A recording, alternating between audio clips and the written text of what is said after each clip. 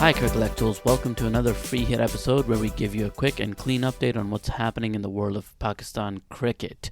T20 World Cup is in full swing. The itinerary for groups 1 and 2 matches is more than halfway through and it's been an exciting tournament. First up today is India's loss to New Zealand. The Indian team tinkered a little bit with their top order, bringing Rohit Sharma down and putting in Ishan Kishan, who had a great IPL run, so his inclusion seemed to be a worthwhile attempt, but Kishan went for a duck, so it didn't work out. The gamble didn't pay off, to say the least, and one might say it triggered a chain reaction of sorts, and Indian batting collapsed once again for a paltry 110, which was obviously not enough.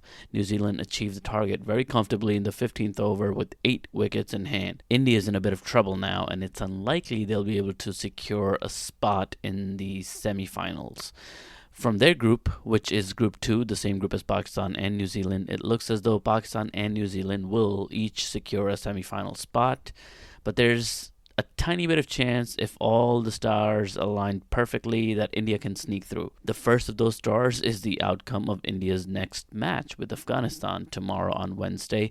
It is a must-win situation for India, and they have to win with a big margin to have a slither of a chance to qualify to the semis. Afghanistan, meanwhile, is no walk-in-the-park team, so we'll see how it goes. Good luck to both teams. We're looking forward to an exciting game. Now let's talk about Group 1 real quick. The big teams there are England, Australia, South Africa, and Sri Lanka. The big game from Group 2 this week was between England and Sri Lanka.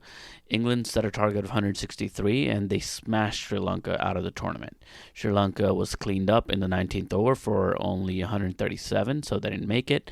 England's been in top form though, and they are a team to watch. They're looking like favorites right now. So is Pakistan, and England's aggressive batting, though, is something very unique. So let's see how it all pans out in the end. Like Pakistan, they played 4 games and won them all. So Pakistan and England are securely in the semis. We'll see where it goes from here. Turning our attention to Pakistan, on Tuesday, Pakistan won a great game against Namibia.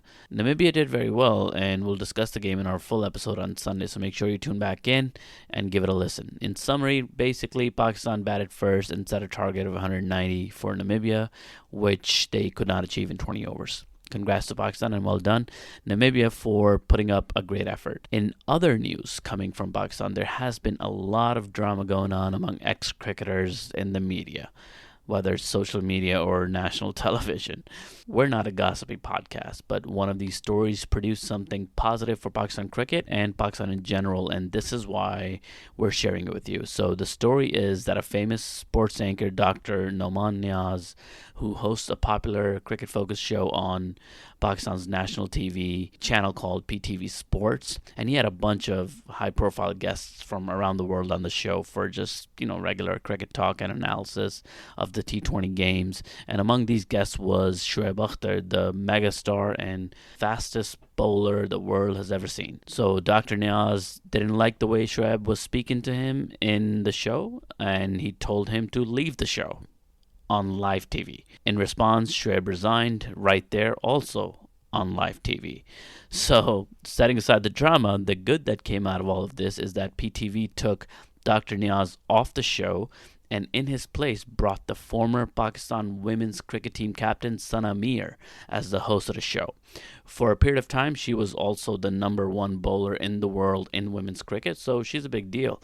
And this is great for Pakistan, specifically for women and women's cricket. She's the first woman athlete who's hosting a primetime sports show on national TV, and what a great thing this is for all the little girls watching her and the ones who see cricket and by extension sports in general as a boy's thing to do.